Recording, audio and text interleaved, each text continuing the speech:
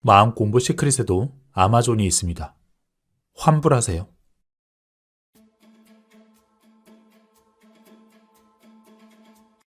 쇼핑몰 아마존.com. 뭐든지 묻지도 따지지도 않고 그냥 환불해줍니다. 아마존은 그런 서비스를 바탕으로 정상의 자리에 섰죠. 그런데 여러분, 우리 현실에도 그런 환불 제도가 있습니다. 우리도 그걸 마음 놓고 이용하면 아마존까지는 아니더라도 삶을 좀 더 자유롭게 할 수 있습니다. 하지만 이런 현실을 구부러뜨리는 환불 제도는 아는 사람만 알고 있죠. 여러분이 원치 않는 현실이 있다면 환불하세요. 물으십시오.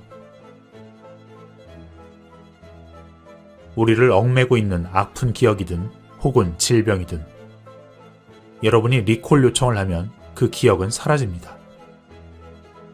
다시 새로운 기억으로 재구성되죠.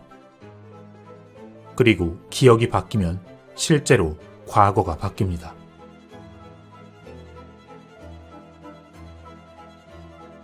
어쩌면 그 원하지 않는 것들을 원래 있던 그곳으로 되돌려버리는 거죠. 원래 있던 그 상태, 무로 되돌리는 겁니다.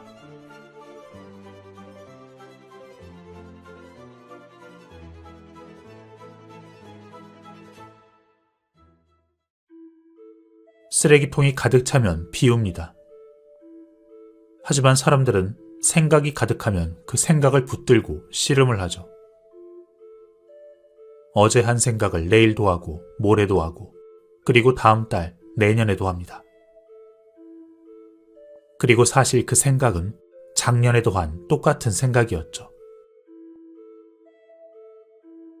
그래서 마음이 아프신 분들은 가끔 집안의 물건 등을 산더미처럼 쌓아놓기도 합니다. 모든 건 마음의 반영이기 때문이죠. 사실 사람의 마음은 이렇게 연약합니다. 하지만 우리가 모르는 게 있습니다. 바로 그 마음의 유리는 상처를 스스로 회복할 수 있는 자기세정 유리라는 점이죠.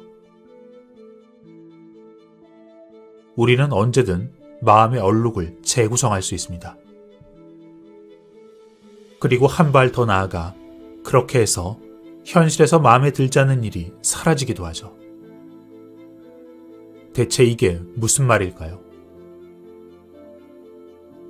우리는 어떤 세상에 살고 있나요? 여러분이 만지고 보고 듣고 경험하고 있는 이 견고한 현실. 이건 과연 사실일까요?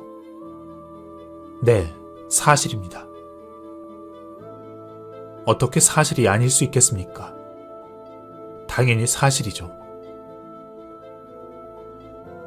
하지만 그 구성 원리를 살펴보면 모든 것이 텅 빈 에너지 장 속에서 우리는 결코 닿은 적도 없으면서 서로 만졌다고 생각하며 살고 있죠. 눈에 보이지 않는 광자가 어떻게 현실을 창조하는지 밝혀진 게 없습니다. 사실 이 세상에는 색도 소리도 존재하지 않습니다. 우리는 실상 소리를 들은 적이 없죠. 공기의 진동이 뇌의 해석에 의해서 우리에게 들려지는 것뿐입니다. 즉, 현실은 이렇게 견고하지만 사실 그 실체의 작동 원리는 일종의 가상현실처럼 구성되어 있다는 것입니다. 불교에서 말하는 공의 개념과 예수께서 오병이어의 기적을 보여주신 것도 마찬가지입니다. 붓다는 사물의 실체를 꿰뚫어 보고 있던 것이었고 예수께서는 비어있을 때 비어있지 않은 이 무한의 에너지 장, 입자와 반입자가 끊임없이 쌍생성과 쌍소멸을 하고 있는 이 허공에서 진료를 꺼내어 물질화시킨 것이라 추측해 볼 수도 있습니다.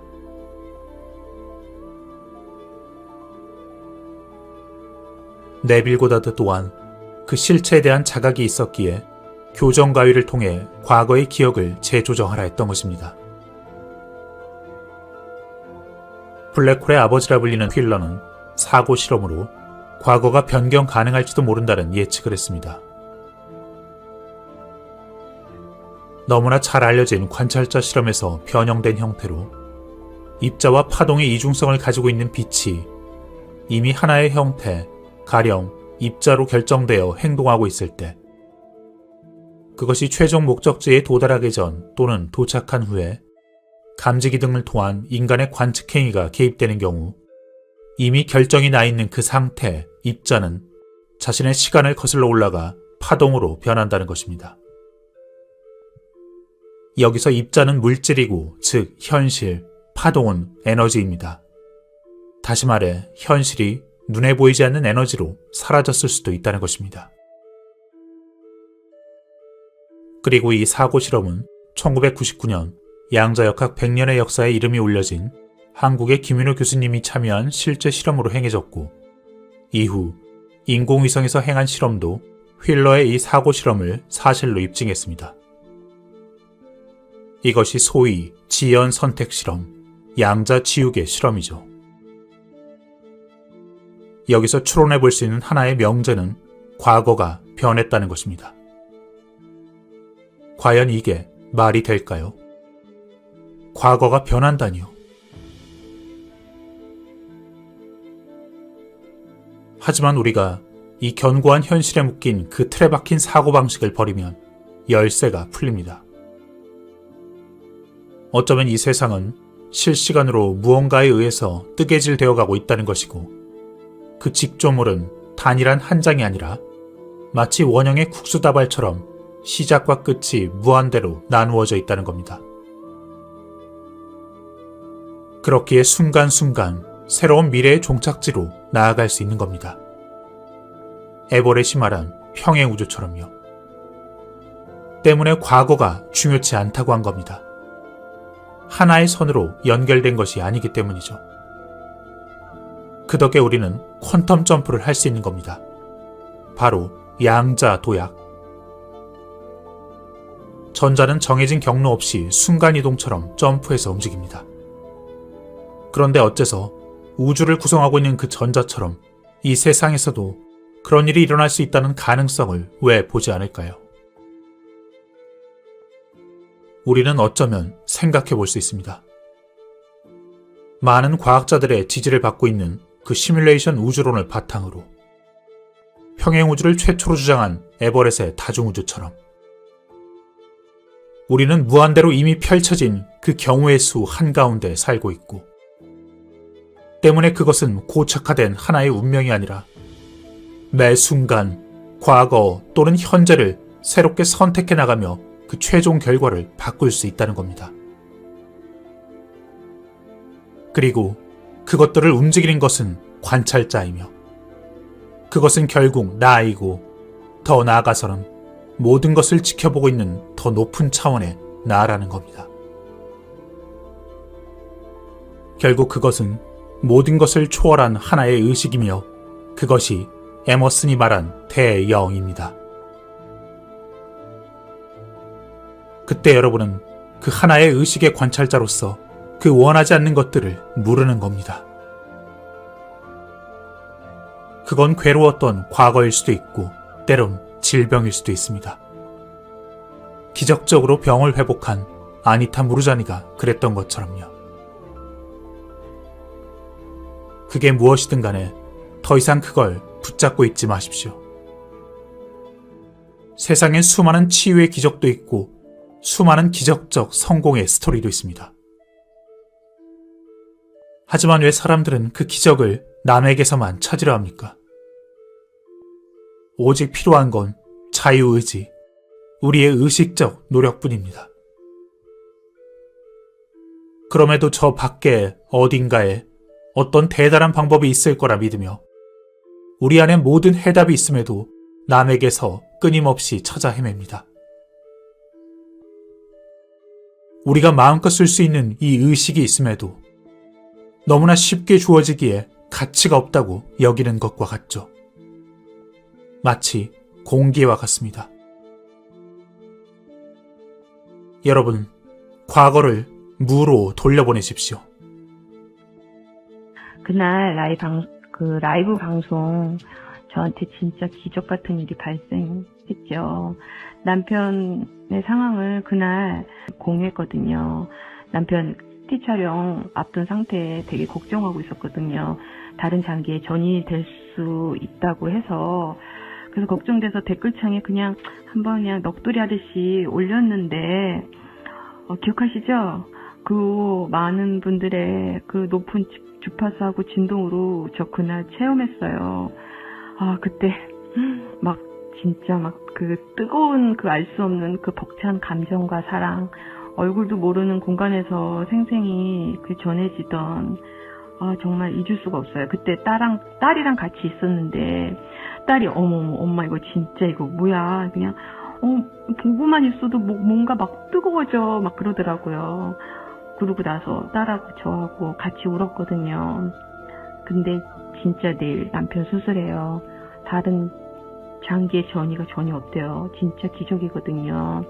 그때 왜냐하면 암 크기도 크고 오래됐고 환자 본인도 고통도 있었고 그래서 이건 전이가 다 됐다 생각했었거든요. 근데 그날 주먹님이 그러셨어요. 걱정 안 하셔도 돼요. 괜찮습니다. 그 말이 진짜 사실로 믿겨졌어요. 믿고 싶다가 아니라 믿겨졌어요. 그리고 현실이 됐어요. 수술도 하고 아직 단계가 남아있는데 저 이제 걱정 안 해요. 다 님과 같은 주파수에 계신 분들 덕분이에요. 진짜 감사합니다. 원하지 않는 현실은 모르십시오. 그리고 여러분이 원하는 현실을 선택하십시오. 그런 말이 있습니다. 걱정이나 불안, 그런 생각으로 병이 만들어진다는 것은 당연히 인정하면서도 그럼 당연히 그 반대도 이루어진다는 것은 왜 인정하지 않는 걸까요? 초인 생활엔 이런 구절이 나옵니다. 인생의 걸림돌을 향해 마음속으로 이렇게 말할 수 있습니다. 지금 내가 너를 만물이 생성되어 나오는 그 보편적 실체 세계로 돌려보낸다. 너는 그 세계에서 나왔으니 네가 현실로 나타나기 이전에 그 진료의 상태로 되돌아갈 것이라.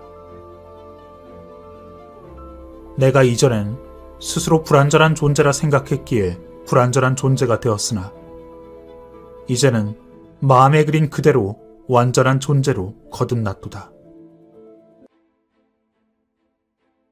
우린 과학의 시대에 살고 있습니다. 때문에 모든 기준에 과학적이라는 기준이 필요하기도 하고 유용하기도 합니다. 하지만 때론 과학으로 설명할 수 없는 많은 일들이 일어나곤 하죠. 미래를 예견하는 예지몽들은 어떻습니까? 역사에 남겨진 수많은 기적의 사례들. 그때 우리는 과학을 넘어 어쩌면 이 세상이 돌아가는 근본 원리의 한 단면을 엿보고 있는 것일 수도 있습니다. 어째서 천지창조의 신화와 빅뱅의 모습은 그렇게 닮아 있는 걸까요? 왜 카발라에선 빅뱅을 묘사하고 중첩된 우주와 끈이론이 연상되는 11차원에 대해서 이야기하고 있을까요? 그걸 알 수 있는 방법은 없습니다. 하지만 과학적으로 밝혀지지 않았다 해서 거기에 과연 가치가 없을까요? 신은 존재함을 과학적으로 입증할 수는 없지만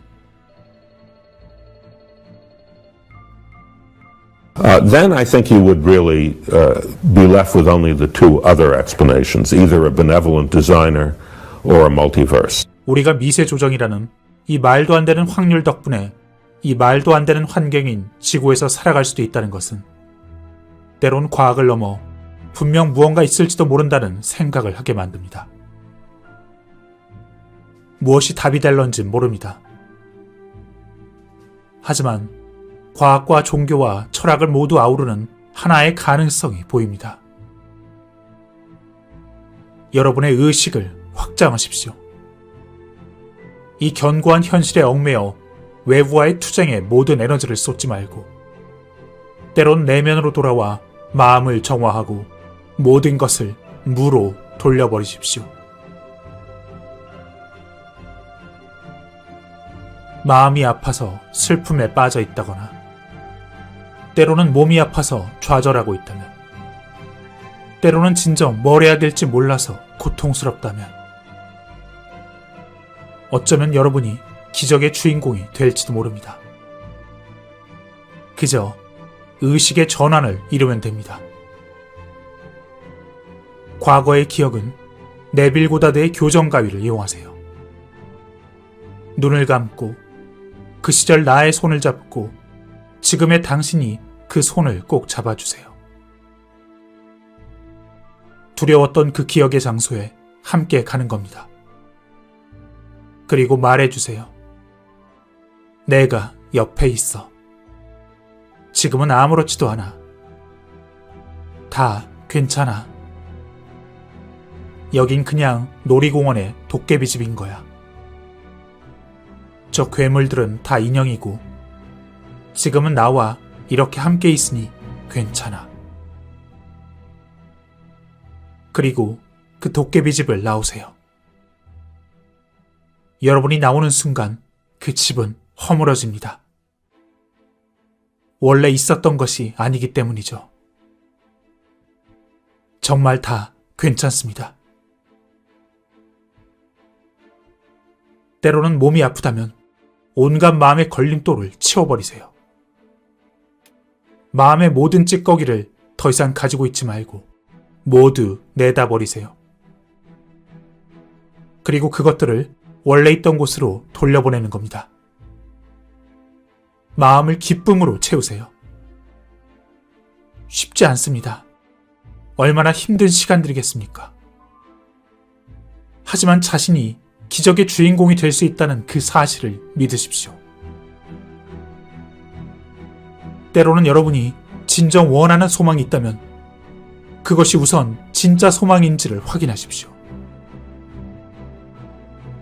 그리고 그것이 이루어질까 안 될까, 나이가 들어 안 될까, 능력이 부족해서 안 될까 의심하지 마십시오. 여러분이 선택하는 그 생각대로 될 수 있습니다. 깨어있는 순간 즐겁게 보내십시오. 그리고 모든 좋지 않은 것들을 그것들이 원래 있던 그 장소, 무로 돌려보내는 겁니다. 그렇게 모두 무로 돌려보내십시오. 그리고 원하는 대로 현실을 선택하십시오.